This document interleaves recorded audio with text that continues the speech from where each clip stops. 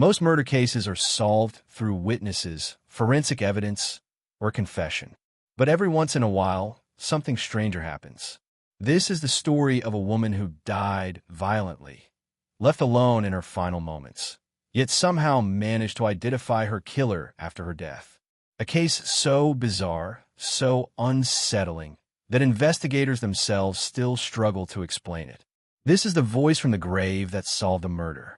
Welcome to Truth Trove Stories, where we explore real mysteries, chilling cases, and the strangest truths hiding in the shadows. On July 22nd, 1981, in Williamson County, Texas, 29-year-old Kathy Perry was alone at home. Her husband was away for work. Her daughter was sleeping in the next room. Around 3 a.m., neighbors heard glass breaking, then shouting, then silence. At dawn, Kathy's parents arrived to check on her.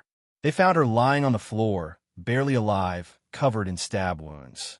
She had been brutally attacked, but was still conscious enough to speak. Paramedics rushed into the house.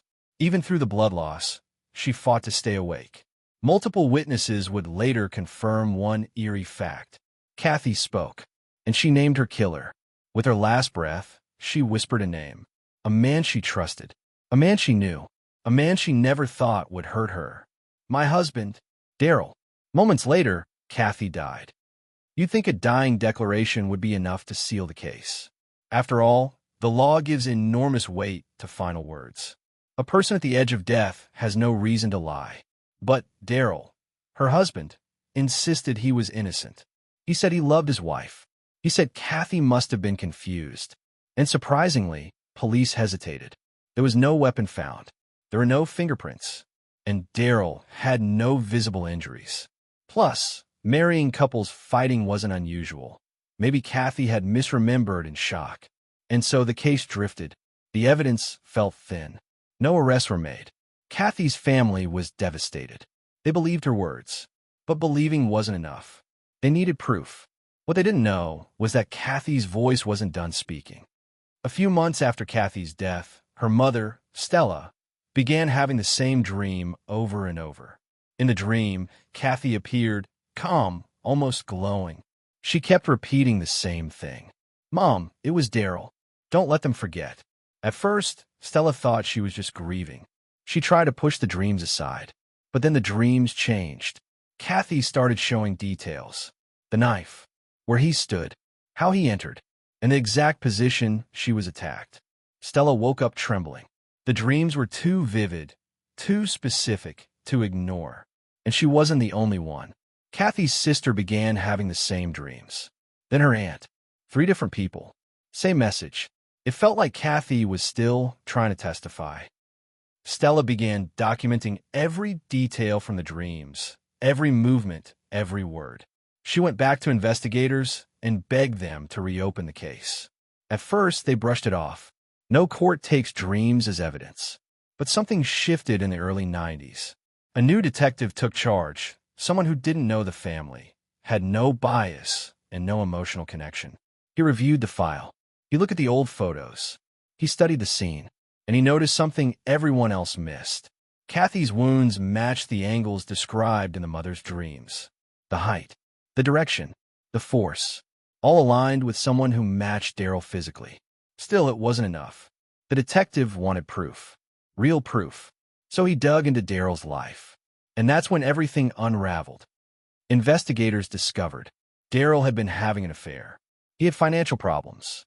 He had taken out a large life insurance policy on Kathy shortly before her death. Neighbors also admitted they'd heard arguments.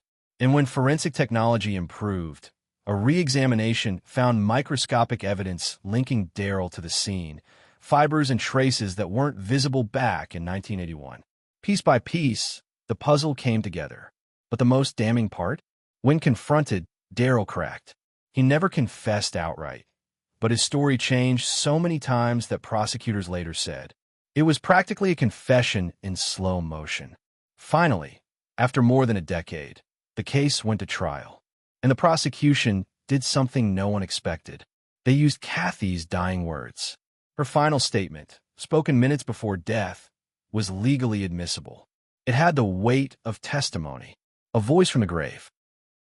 During the trial, the jury listened to the paramedics who heard Kathy name her killer, the family members who had the recurring dreams, the new forensic evidence, and Daryl's contradictory statements. The dreams themselves weren't official evidence, but they guided investigators toward the facts that were. After hours of deliberation, the jury returned. Guilty. Daryl was sentenced to 99 years in prison. Kathy's mother cried, not because justice brought comfort, but because her daughter's voice had finally been heard. Even in death, Kathy had fought to expose the truth. To this day, people debate what really happened. Were the dreams supernatural, a mother's intuition, something deeper we don't fully understand, or simply the mind trying to process trauma? We may never know, but we do know one thing. Kathy's final words helped solve her own murder. Her voice, fragile, fading but determined, survived beyond her last breath. A whisper that became justice. This has been Truth Trove Stories, where real events remind us how strange and powerful the truth can be. If you enjoyed this story and want more cases like this, stay tuned. There are many more mysteries waiting in the shadows.